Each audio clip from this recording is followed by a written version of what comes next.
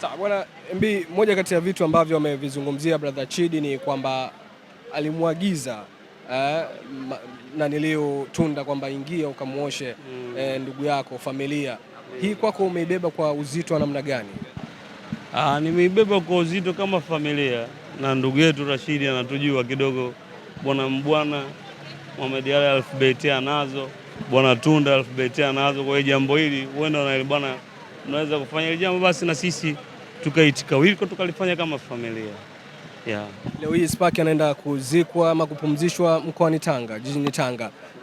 Pengine ukaribu wako na marehemu ulikuwa ni wa namna gani, lakini hata kuzungumzia machache ambayo yanabaki kwa kumbukumbu kichwani kwako na kwa wengine pia? Labda mimi kwa ufupi, mimi ni mwana familia Tip Top na ile ni familia. Yaani ukizungumzia Tip Top kama dogi hujamzungumzia pia utakuwa hujafanya vizuri. Sasa yule mwana Tip Top familia, hapo wadogo zetu ambao sisi tuliwakaribisha pale. Yaani nimeumia kwa sababu ni mdogo wangu ambaye anajua alikopo kwenye familia yetu, ambaye amejenga ile nani yetu, logo yetu katika uimara zaidi. Kwa hiyo kuondoka kwake ni pigo la mioyo yetu. Lakini kwa sababu sisi Waislamu tunasema inna lillahi wa inna ilaihi rajiun. Kwa hiyo tunakubaliana kwa sababu wakati tunapanga Mwenyezi Mungu naye anapanga zaidi.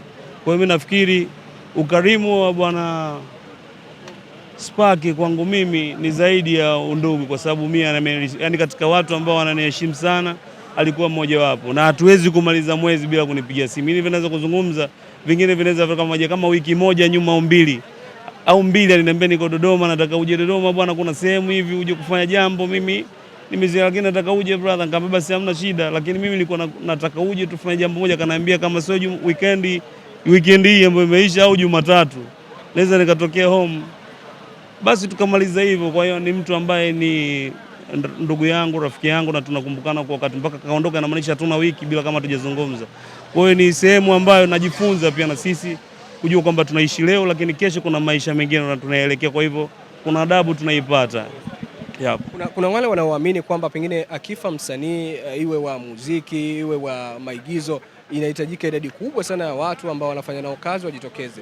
Kwako hili unalizungumziaje? Inategemea. Kila mtu Mwenyezi Mungu kamuumba na kichwa chake, na siku ile ambayo anataka imetokea inakuwa imekaaje. Unajua hata Spark kwa namna watu wanavyomjua, hii kipanda alichokuja alikuja kutoka ni maisha tu yamemsogeza, lakini kuna sehemu angekuwepo pia usingeona watu hivi, ingekuwa kuna shazi la watu, lakini huku ujue Chanika, ujue Spark watu wanamjua mtu wa Tip Top. Ila sisi ni wale wa nini wafia bendera, unajua ndugu yetu kabisa, tuwezi hata angekuwa wapi tungeenda tu, lakini kuna watu mashabiki zake wanasononeka, wajua angefikaje. Si wenyewe unajua tumepita huko, tumeenda sijui wapi Chamanzi, tukazunguka tukatoka.